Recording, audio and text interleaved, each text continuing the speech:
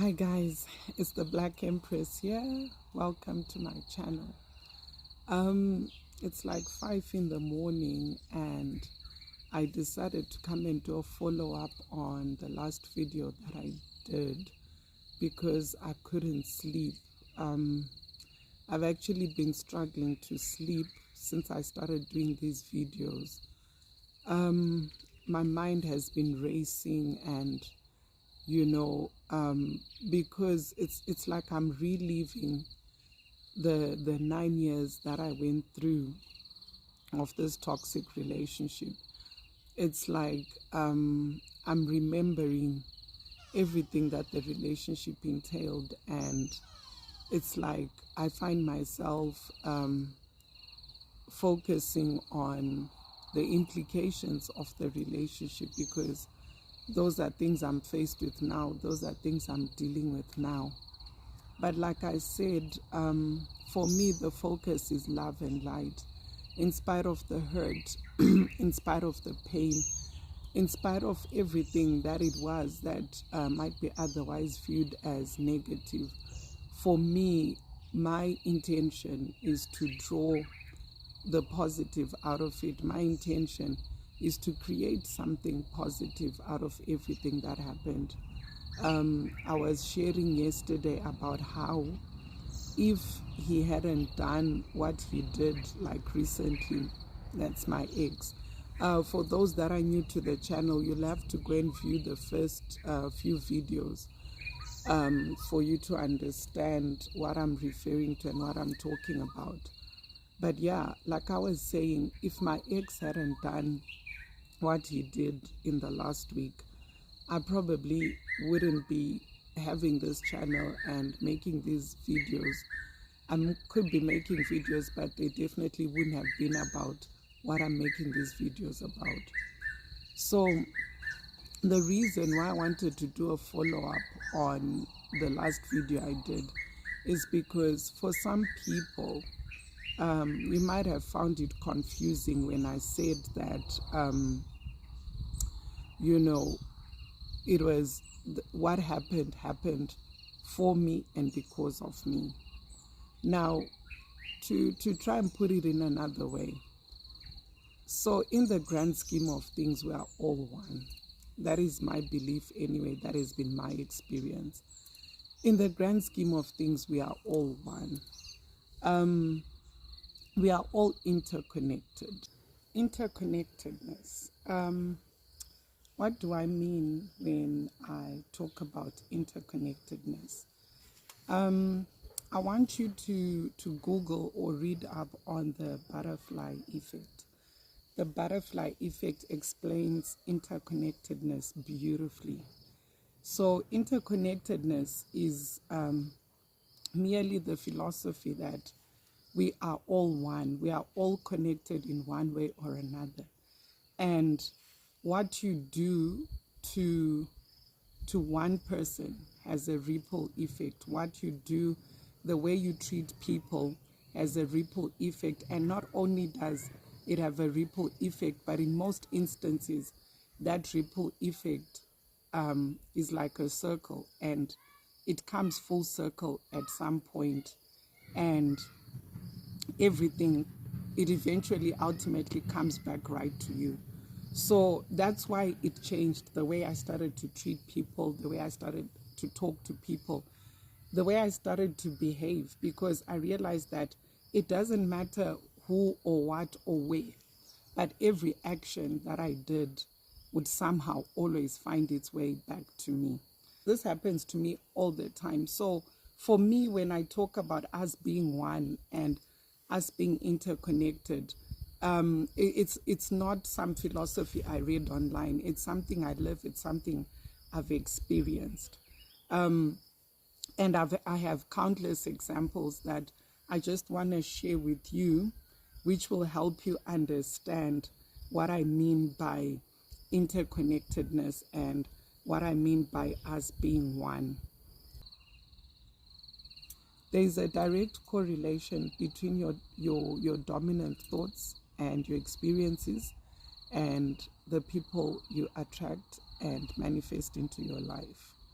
So like I always say, whatever you focus on, you will manifest, because everything is energy and it all starts here. So whatever you focus on, whatever you are the most mindful of, that is basically the reality that you experience. And for me, part of my wellness journey was accepting that. It was acknowledging the fact that on some subconscious level, I manifested this toxicity, I manifested this abusive relationship. And that's a hard pill to swallow for anyone, because most people would be like, why would I ever, manifest something like that?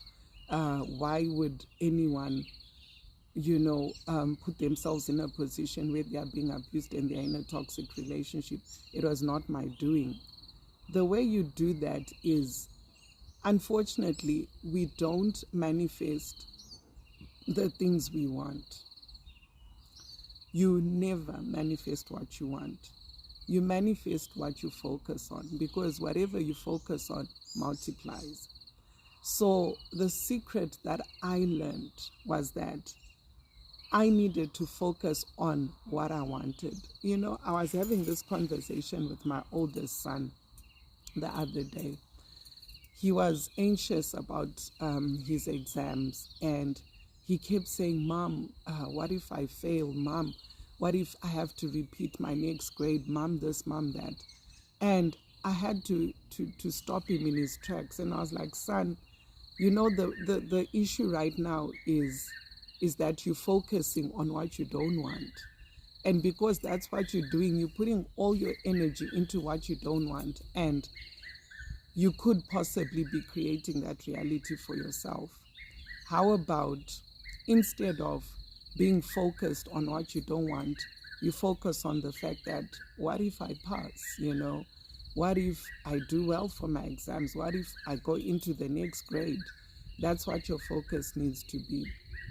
So that's what I learned in the relationship.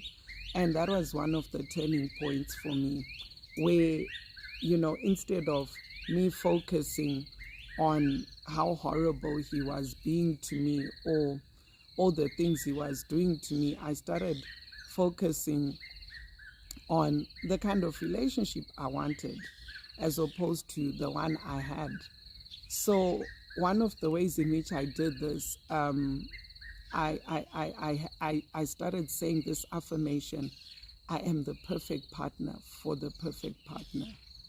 Now, initially, when I started saying this affirmation, and when I decided on these particular words for this affirmation, I thought that the more I affirmed that I am the perfect partner for the perfect partner, he would change and be perfect for me. Now, if you watched my first video, I mentioned that you cannot make affirmations for someone else. Your affirmations cannot be about changing someone else. Your affirmations are about you. They have to be about you, because the only thing you have control over is you. So initially, I started affirming that I'm the perfect partner for the perfect partner. I'm the perfect partner for the perfect partner. Even if he did something, that was imperfect for me, I chose to see him through God's eyes and declared that he was perfect. So what then happened was that we broke up. And then my guides took me back to this affirmation. And they showed me that because I started to declare that I was the perfect partner for the perfect partner, and because the person I was with was not the perfect partner for me, so they had to be removed from my reality. That was one of my biggest revelations and biggest breakthroughs, because I realized that it's not a matter of words. It's not a matter of fighting back. It's not a matter of resisting, when someone does something to you and then you stand and you resist and whatever. It's a matter of affirming and focusing on the reality you want, as opposed to the reality you don't want. You know, when they talk about how you create the reality you want, that's no joke. The only thing is they skip to mention that the way to do this is to focus on what you want as opposed to what you don't want. Because we all have the power to create. We are co-creators with God. And the reason why everyone is having all these experiences that they don't want is because that's where their focus is. There's many factors that drew this relationship into my life, that drew this kind of man into my life. Every time you think, every time you speak, you are creating. Your mind doesn't know the difference between what you are imagining and what is really happening. That's why if you think about something going wrong, your body physically starts to react. Even though it's not going wrong, you're just thinking about it. Your body literally physically starts to react because that's how powerful your thoughts are. So in the same way, the more that I focused on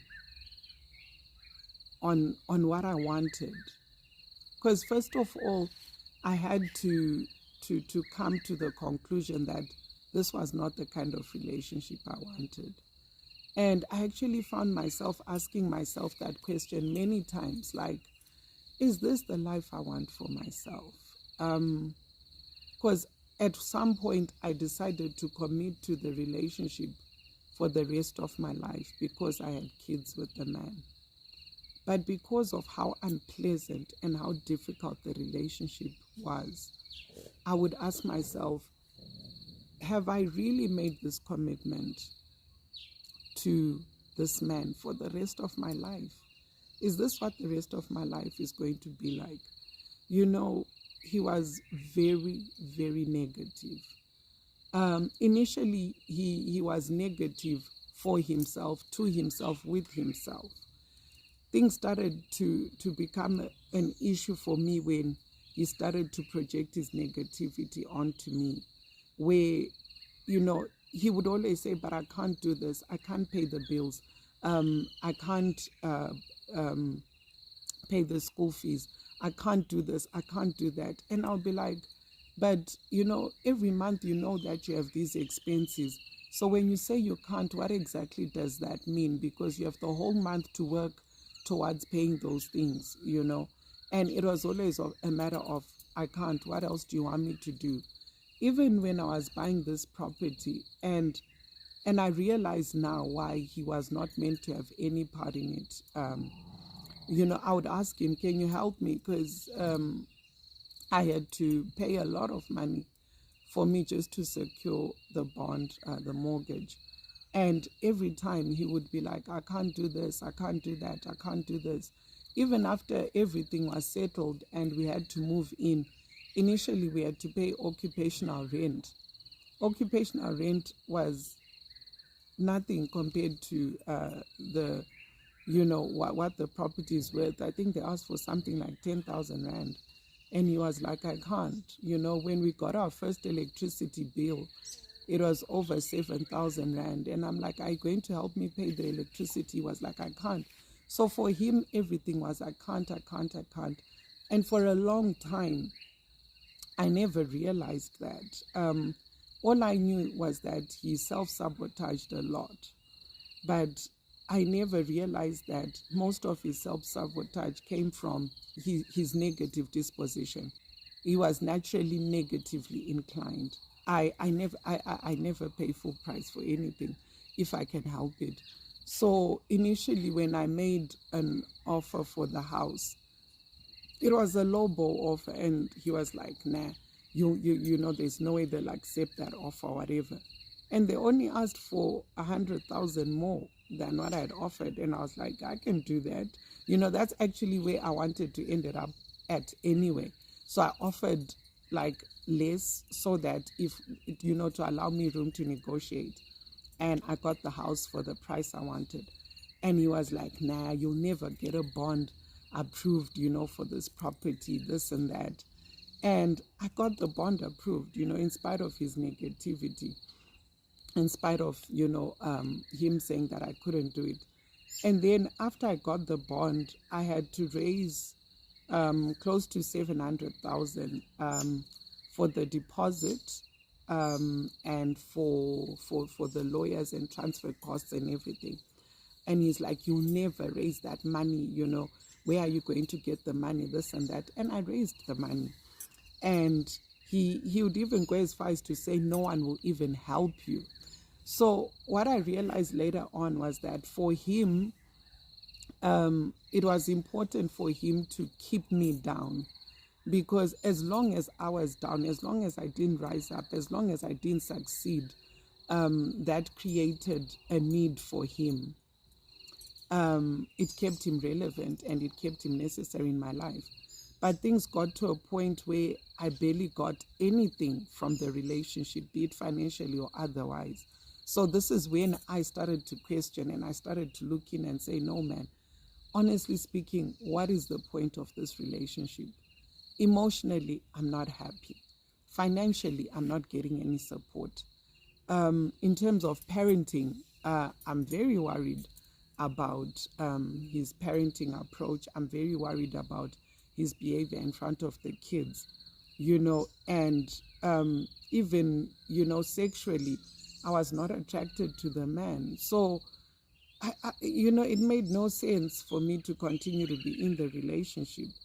And with all those things considered, I still couldn't understand why I couldn't end the relationship in spite of all my efforts. I just couldn't understand why I couldn't end the relationship. Then I learned that I was focusing on the relationship and everything that was going wrong in the relationship. So the more that I focused on everything that was going wrong, everything I hated about the relationship, everything I didn't want about the relationship, it got worse. It got so worse to the point that, he literally started to stand in the way of me trying to do my work. Even when I had clients, mostly I would have male clients, and these clients would end up bringing their partners or their wives or whatever.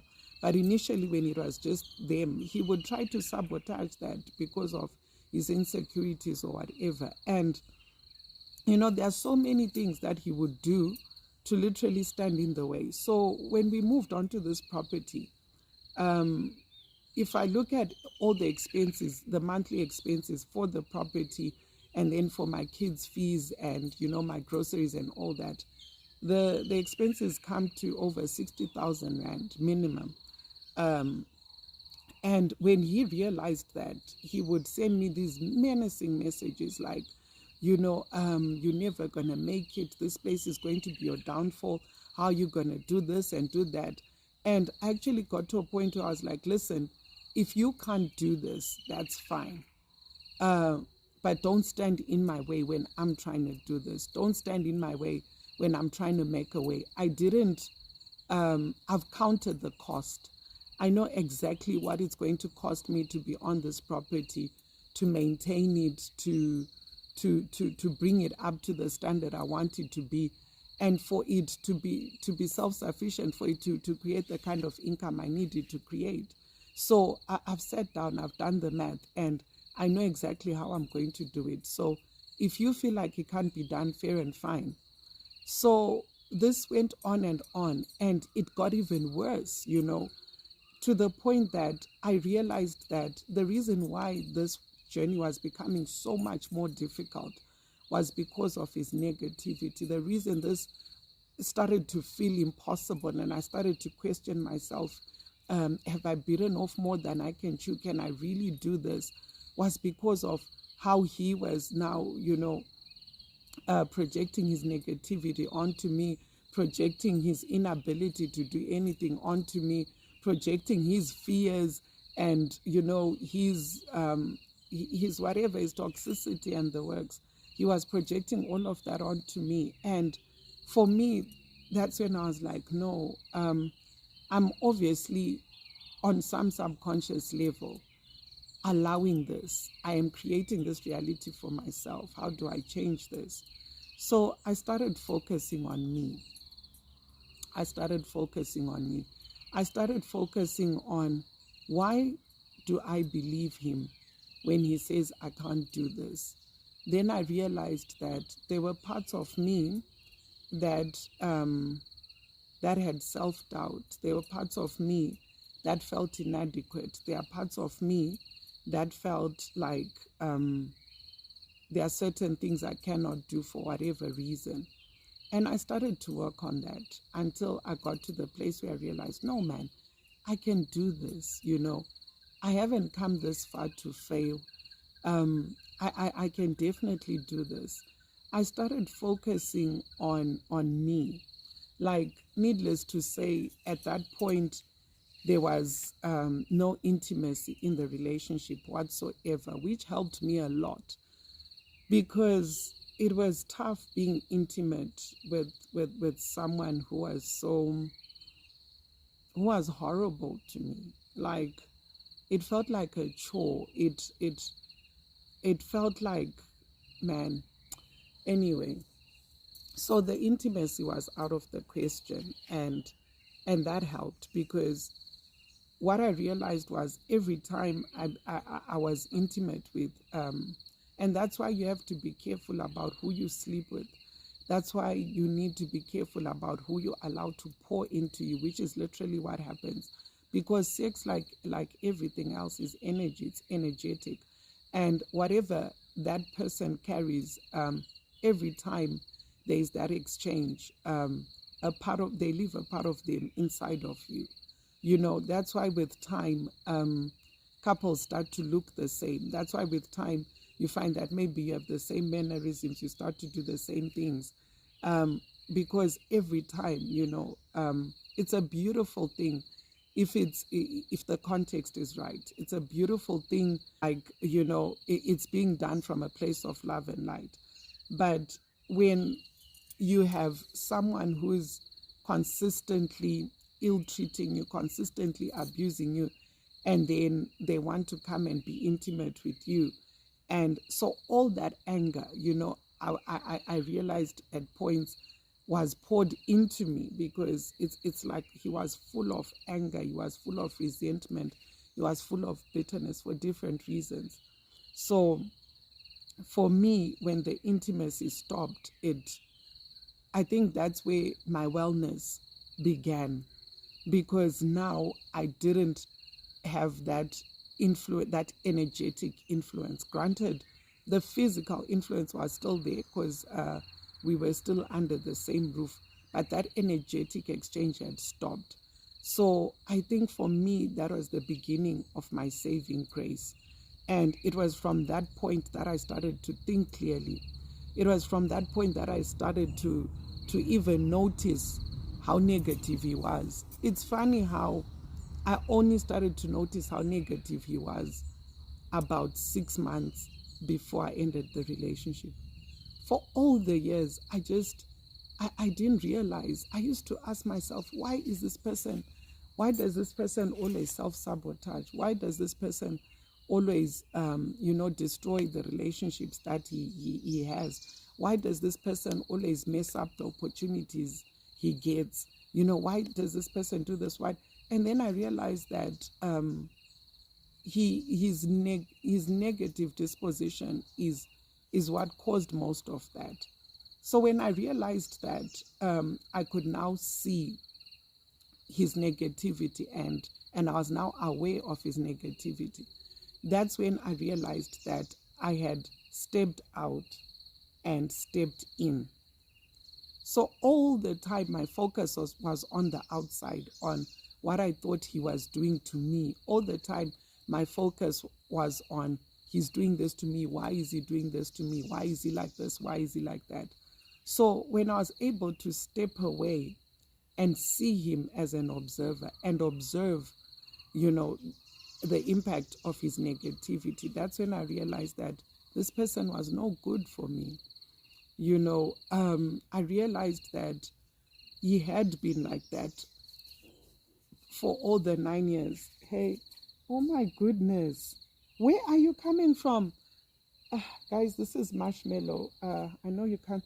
Why are you weird? It's one of my babies. Let me just turn the camera so you can see. And oh, man, Marshmallow. That's when I chose to focus on the inside. You know, they always say, inside out and not outside in. And what they mean by that is we shouldn't allow our outside experiences or our environment or whatever is going on around us to influence us. But instead, we need to focus on what is going on with us inside. And when we focus on us from the inside, we work on us, we change us, as opposed to expecting the outside to change to suit us. So I realized that this relationship was not going to work. I was trying to focus on the positive, and he was hell bent on focusing on the negative. So already I started to see the misalignment. And the moment I became aware of the misalignment, that's when I knew the relationship had to end. Like I realized I had many moments that ultimately led up to me bringing an end to the relationship. So it's light bulb moments like this that would help me realize that no, this relationship has to end, this relationship has to end. And it was a series of these light bulb moments that eventually convinced me, because I always questioned, do I stay or do I leave? You know, am I stuck in this for life, or do I still have a choice? You know, because one of the issues for me was that, like, every time I went to my ancestors and they would say, go back and forgive. For me, I ended up thinking and feeling that he had been chosen for me by my ancestors. I was convinced that it was the will of God for this man to be in my life. And when everyone else around me affirmed that, that's why for so long, even though I knew the relationship wasn't good for me, even though I didn't want to be in the relationship anymore, I stayed because I thought, man, this is bigger than me, you know. I thought, no, we are meant to be, you know, forever and things like that. And even when I went on a pilgrimage back to the place where I was born before moving on to the farm, when I went on that pilgrimage, when I came back, the message I got was that I was going to create a new tribe. And because he was the man in my life, I thought I was going to create this tribe with him. So I felt like, no, man, I can't break up with this guy because we meant to start a new tribe. We already have 2 kids. So obviously that's the beginning of the tribe and this and that. You know, like I misunderstood a lot of the messages that my guides in spirit were sending me. So it's only like in the last few months leading up to the breakup that my awareness shifted and I started to view everything from a different perspective.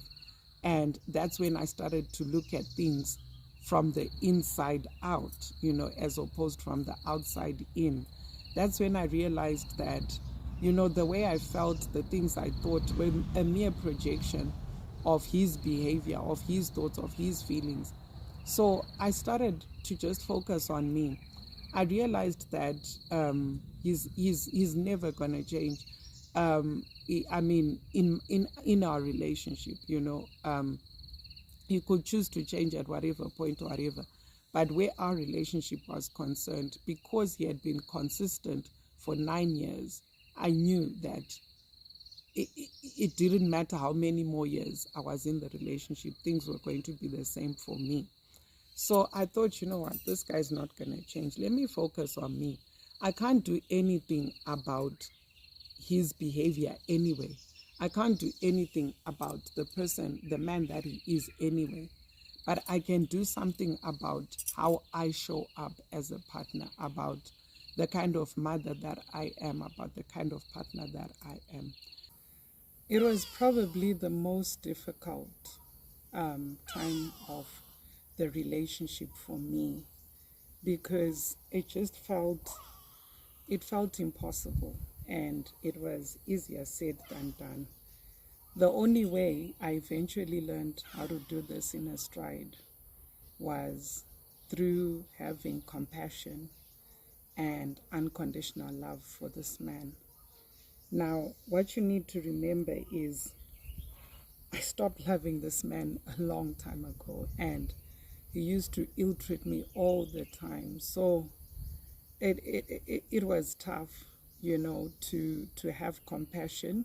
It was tough. And for those of you who don't understand, compassion is simply putting yourself in the other person's shoes, like when people do stuff to you and then you putting yourself in their shoes to try and understand their point of view, to try and understand why they are doing what they are doing, and why, why they have that kind of behavior.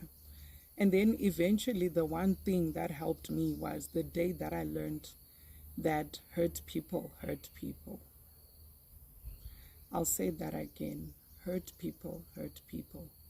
So when these men or women are hateful, are resentful, are spiteful, are angry and abusive and toxic in relationships, there's so much more to it than what we could ever understand unless we took the time to just have a bit of compassion. We took the time to be just a little bit more understanding. We made the decision to love these people unconditionally, because unconditional love means, and that's a God kind of love, and it's not an easy thing to do, especially when someone is ill-treating you or abusing you. Unconditional love is probably the last thing you want to entertain. But that's the only way that you can eventually have compassion, because in the same way, we do things and God loves us. God doesn't stop loving us because we fall out or we hurt other people and whatnot. So when I learned that only hurt people, only then could I just have a bit more compassion. Only then could I put his behavior into perspective and just remind myself that he's probably just acting from a place of hurt. There's a correlation between the way people treat others and the way they treat themselves. And people can't give to you what they can't give to themselves. So what you need to understand is that the way people treat you, most cases, they treat themselves worse. I know that's hard to believe. When someone speaks to you, the way they speak to you, remember I spoke about how we are all one and how we are all interconnected. The way they speak to you is just how they speak to themselves, even though they might not be conscious of the fact that that's how they speak to themselves. It honestly boils down to that. So when you're with someone who's like that, bottom line, they don't love themselves. They don't love themselves. So how can they possibly love him? How? It's like we are expecting the impossible. So the only way we can be okay, the only way we can continue in the relationship, should we choose to, is compassion. So right there and there, I literally stopped expecting him to love me. I stopped expecting him to love me, and when he was unkind to me, I wasn't moved, because I just made peace with the fact that he was unkind to himself. And if he couldn't be kind to himself, how could he possibly be kind to me? I realized that, as much as he showed and made it clear how much he hated me, he hated himself worse, So when I started to realize this, my compassion for him grew. And it was easier to be kind to him in spite of how he was treating me. It was easier to be understanding and tolerant of the behavior. And it made it a bit more bearable to be in the relationship. But ultimately, he just stopped triggering me. His behavior literally stopped to trigger me. Like, there was nothing he could do once I was in that space that could possibly trigger me. And for me, that was the classic lesson that I got in compassion and unconditional love. And it's when I look at things like that that I realized that the relationship had a purpose. You know, with the way I'm loved, I'm supported, the way I'm protected by my spirit guides and angels, and you know, my whole entourage. I call them my entourage because there are so many. The way those guys will go gang ho for me, the way those guys show up for me, the way those guys are there for me, there is no way anyone could do anything to hurt me without their permission. So the fact that he got away with treating me the way he did for as long as he did, I know that they were in agreement with it, and I know why. And just those lessons in compassion and unconditional love, those lessons cannot be taken away from me. You know, I can apply that to my clients, I can apply it to my children, I can apply it literally to every other relationship that I have. So, you know, if you're struggling to stay, but you want to, if you still love this man, because unlike me, I was lucky I didn't love him. But for a lot of you, you probably still love the person that is abusing you. Be a man or a woman. The only advice I can give you to make it better is for you to try and be compassionate, for you to try and have unconditional love for that person. You'll find that it'll get easier. And who knows, maybe you treating them with compassion, maybe you showing them unconditional love will heal whatever hurt they have. Because sometimes for some people, that's all it takes. You know, they were never loved, and all it takes is for someone to love them even when they're at their worst. And that's their turning point, you know. That's when they heal and they become a totally different person. But if someone is hurting you and you hurt them back, if someone is being unkind and you're unkind back at them, you know, with me, my ex used to say a lot about me. I later on found out that, you know, one of the reasons his family hated me so much, and they hated me like from day one, is because of the things he used to say to them. And what would make it even worse was that they would ask him, if she's so horrible, why do you keep going back? And eventually they ended up thinking that I'd fed him a love potion. And imagine, this was even before I found out that I'm a healer. So imagine when I actually became a healer, they were like, yeah, we knew it. You know, she's always been this. She was just undercover. That's why he couldn't leave her. What they didn't realize was he wouldn't leave, because if he couldn't have me, then in his opinion, no one else would. That was the degree of his hate. He knew he couldn't love me the way I deserved to be loved. He knew he couldn't provide for me like a man should provide for a woman. And yeah, guys, I'm old school like that. Men should provide for their women. Not that I don't make a contribution, I do, but I need a man that provides. And he knew he could never be any of those things to me, for whatever reasons he gave. But would he leave me? No, he wouldn't. And at the end of the day, his family just hated me all the more, because they simply assumed it was because of me that he couldn't leave. He used to say the most horrible things about me. He always maintained that I was money hungry. And he used to tell them that, and this is funny, he used to tell them that all I wanted was his money. I was after his money. Now, that's funny because if it was money I wanted, I had other options. Let me just say, of people who actually had money, who I could have been with just for the money. But that was not why I was there. That was not why I chose him over those other people. And, you know, he would say things like, no, you know, she's just after my money. And in all instances that I was with him, we lived in my house, you know, a house that I was paying for, a house that was in my name. And for the house, for instance, eventually I found out that he wouldn't pay the bond because he actually thought that's why I wanted him in my life.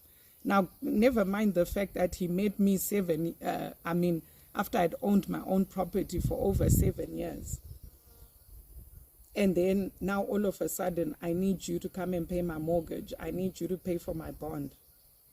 So he would tell people things like this. He would tell people about how unfaithful I was, how promiscuous I was. Now, never mind the fact that he's never found anything. I used to ask him, listen, you feel this way about me and you say this about me. Tell me one time, be it a call, be it an SMS, be it whatever, one time that you found anything to cause you not to trust me. He just didn't. He just didn't. And he would tell people this, he would make up stuff in his head, and he actually believed those things. He would make up stuff in his head about how I'd go and cheat on him. And in the other video, I share how I actually eventually did.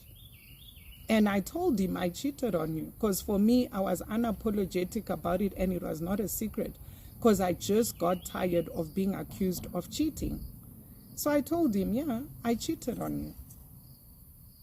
And so for him, but funny enough, that part he didn't go and tell people. That part he didn't share. Probably, it was a blow to his ego or whatever, so he didn't tell people. But the whole time, when I was faithful, when I was committed to him only, he used to tell people that I cheat. Now, the funny part is that he actually also cheated on me.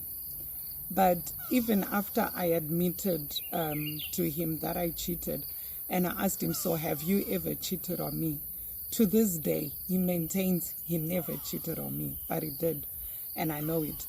Not that I care, actually. There are times when I used to wish he would just find someone else so he could just leave me the fuck alone. But yeah, that never happened. So yeah, I cheated on him, he cheated on me. That was back when, before I was, I had learned compassion and unconditional love and the likes. So even though from day one, he always spoke ill of me, I always sang his praises. Man, that's why I guess it's my fault. People thought he was the best thing to happen to me. I used to sing his praises all the time.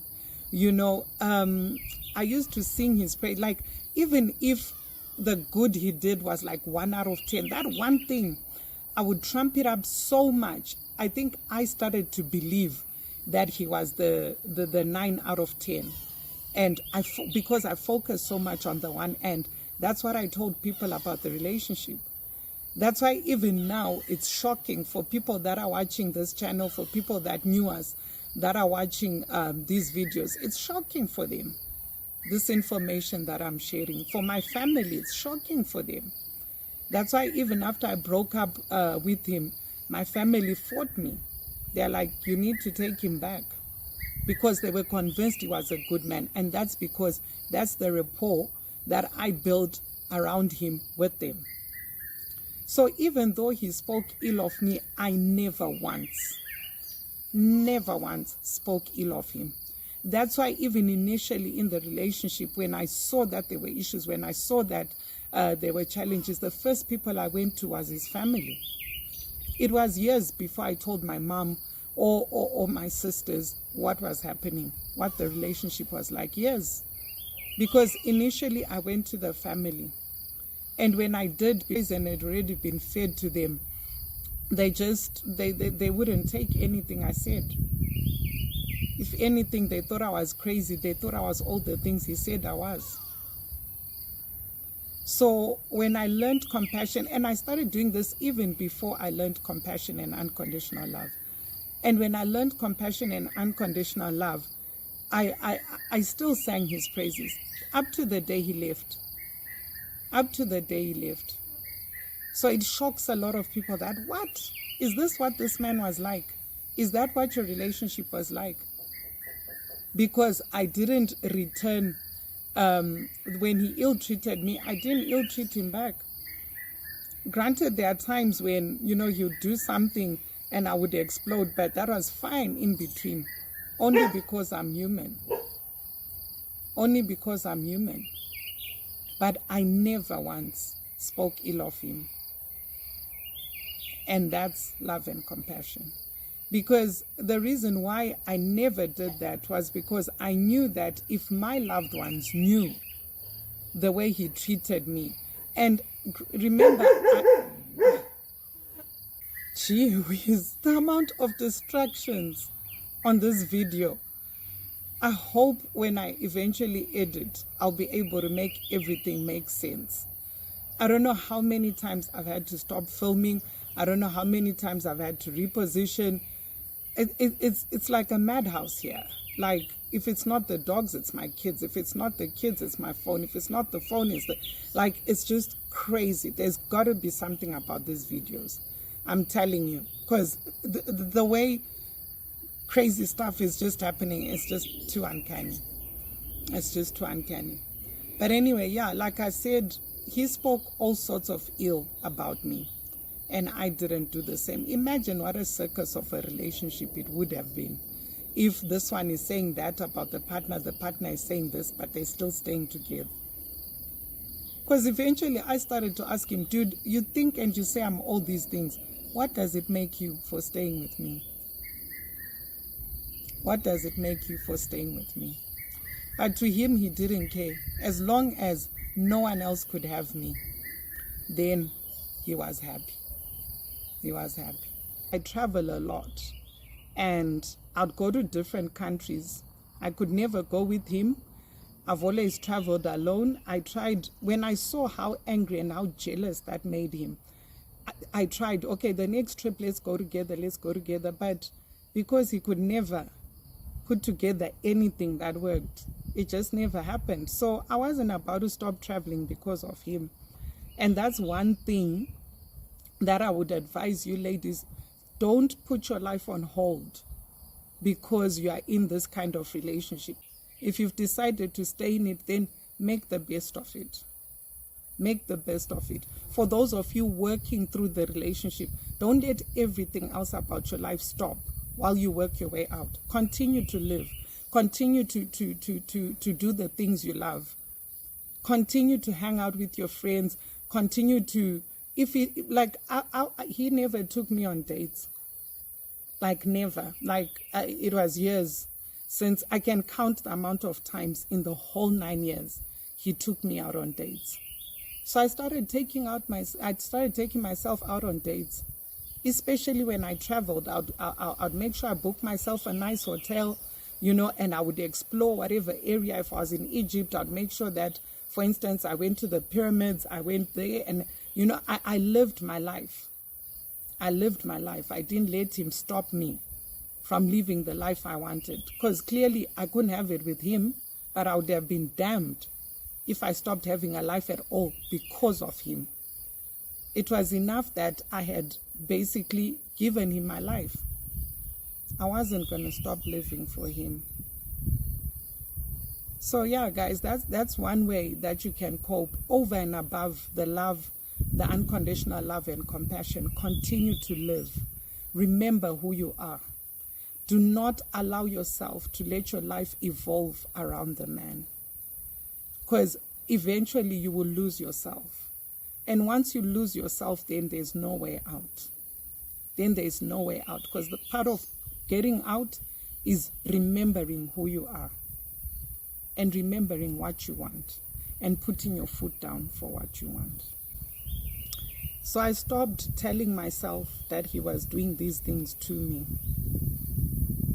And I just accepted the fact that these things were happening for me. And today, when I look at the kind of person I am as a result, then hands down, that definitely served me. So to cope, I ended up trying to be compassionate for the man, to love him unconditionally, started to remember who I was, started doing the things that I loved in spite of him. So that wasn't all. I also started to work on my anger. I started to work on my issues. And the more I worked on myself, the less I was triggered by his behavior. You know, one thing you guys need to know and understand about triggers are, are a way of showing you the parts of you that need healing. If I were to just put salt here, it would do nothing. But if there was a wound here and I rubbed some salt, it would hurt like hell. Why? Because of the wound. So that's how triggers work. Triggers will only affect you if it's like if someone says you are useless. If you are self-assured and you know you are not useless, that will have no impact on you. That will have no bearing on you whatsoever, because you know you're not useless. But if a part of you, for whatever reason, actually believes that you're useless, then those words will hurt, those words will sting, those words will trigger something in you. And that's what I realized, that, man, the only reason, granted I am human, and granted there is no way to not react to the way I was being treated, but I started asking myself, why? Why does it affect me when he says things about me that I know that are not true? For instance, when he says, when I worked so hard to forget the things he said. So now when I try to share, it's hard to remember, the things he used to say. So, for instance, I'll just pick an easy one. For instance, when he would tell me that I'm useless, and that whatever I try and do is going to fail because I'm just useless like that. And initially that used to affect me. And then it was only when I started asking myself, okay, why does this affect me? It's because on some level, I probably felt like I was useless. I probably thought I was useless. So him saying that was like adding insult to injury. And then I had to trace back and think, okay, so where did this start? Why is this an issue for me, for me to be affected by someone calling me useless? And then it was only when I went back and I started working on why that triggered me, only then did things get to a point where when he said that, it didn't trigger me. So I started working through all the insults like that one by one, where whatever he would say, if it still triggered me, I would go back to the drawing board and say, okay, this is obviously not true. What he's saying about me is not true. But why am I triggered? Why am I affected by him saying this? And then I would go back to the drawing board. Okay, so what is the root of this trigger? Where did this start? And I'll go back and do the work, to heal whatever was being affected by that trigger. And then, so it started getting to a point where I was barely triggered by him. And it made things better for me, but it made things worse for the relationship, because the less triggered I got, the angrier he got. You need to understand that it was almost now like a game where he does this and I respond like this. He does this, I respond like this. And he used to feed off of that. He used to thrive on the conflict. He used to thrive on the reaction that he used to get from me. So when he started getting when he stopped getting the reaction, his behavior actually escalated, because he's like, okay, like when you're trying to press a button and the button's not responding. I mean, not that it makes any difference, but you try to press harder. Because you're thinking maybe the harder you press, then the battery, the button will respond. And that's what happened. It got worse. It escalated. And for me, that just started to highlight more and more why I needed to end the relationship, because it actually, towards the last days, it really got worse. Because you know how when someone will shout at you and they'll say something and they expect you to be angry and you're not, They expect you to be sad and you're not. They expect you to cry and you don't. And, he would get so angry and then he would escalate, like, okay, you won't respond to this. I know you'll respond to this for sure. But I worked so much and so hard on my wellness that honestly it got to a point where I just wouldn't respond anymore. And the difference now was that I wasn't responding because I had shut down. I was responding because I had worked through the issues that caused what he did to me to have an effect on me. So it didn't have an effect anymore. So it really wouldn't matter what he would do. It just didn't affect me anymore. And then I think maybe that's why also he eventually left, because he wasn't getting what he was accustomed or used to getting from the relationship. Because obviously it served him in some way.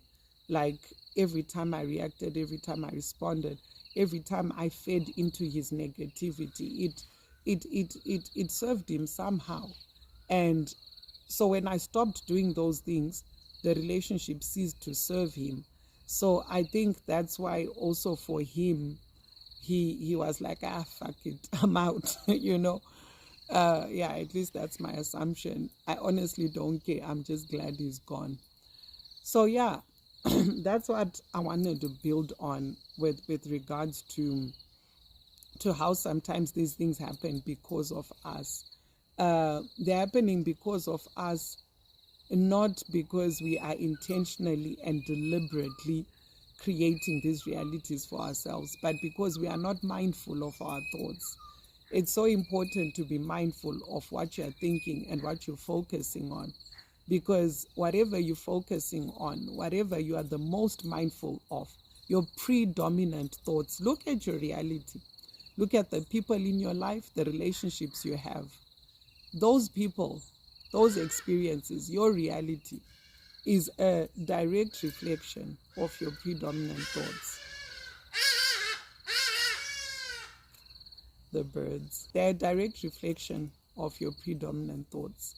So, hey, Save. Hey, Xavier, come on, Save, no. Save, no.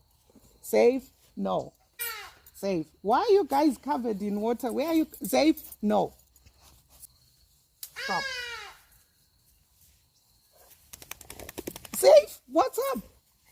No, Save, stop. I don't know why they're acting crazy. Where are you guys coming from? No. Cash. Jeez, the dogs are acting crazy. I don't know where they're coming from. I don't know what they were getting up to, but they're acting hella crazy. So anyway, I've lost my train of thought. But yeah, whatever it is, you are the most focused on. That is the reality you're creating for yourself. So one thing, what I'd like to leave with you today is, you don't like your reality. Just start by changing your thoughts. You might feel like, I don't like where I live. I don't have the money now to live somewhere else. The way you can start to make a difference, the way you can start to change that reality, is instead of focusing on how much you hate where you are now, try and focus and imagine and visualize where you actually wish you would be staying, where you actually want to have a house.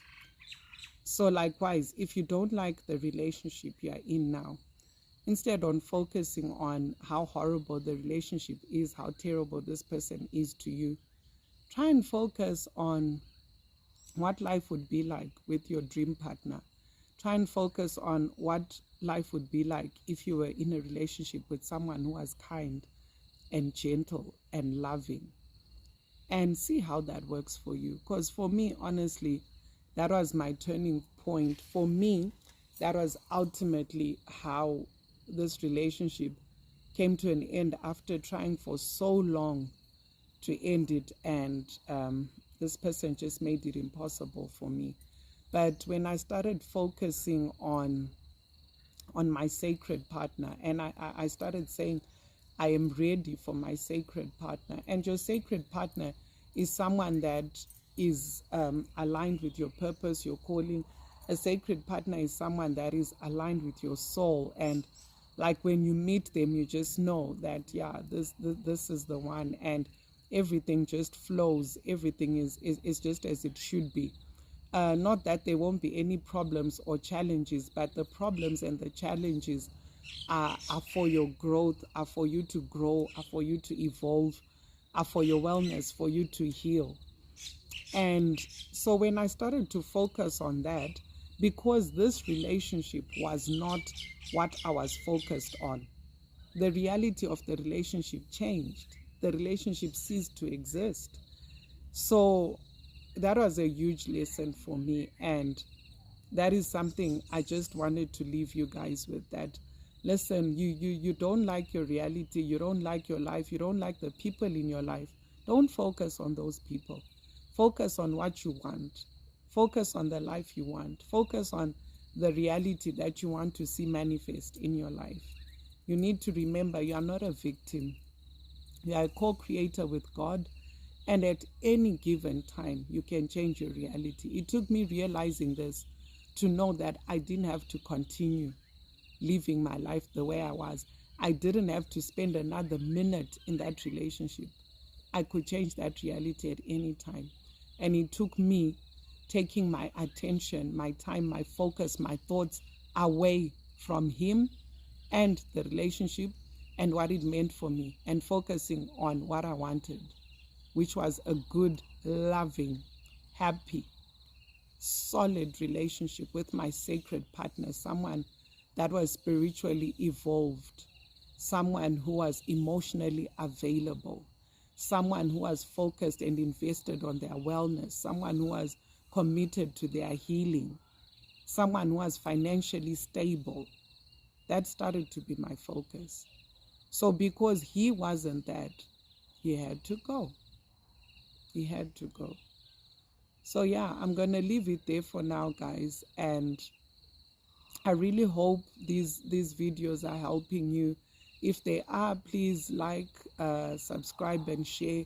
And also just comment as well in the comment section and let me know which parts of the videos you resonate with.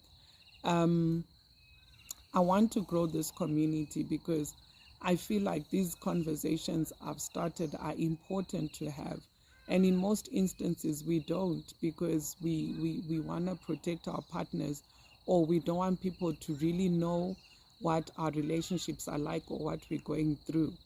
So yeah, I've chosen to be vulnerable with you guys, in the hope that, someone will realize that they are not alone and this doesn't have to be their reality. So guys, like I said, go and work on you. Forget about that person. Forget about what they're doing to you. Forget about, what the relationship means to your finances, to your life, or whatever. Forget about all that and just focus on you. Work on you, boo. And you will see the difference. That's where the change starts. That's where the change starts, from the inside out. From the inside out. Love and light to you all. Nithandwa ndim, Amako.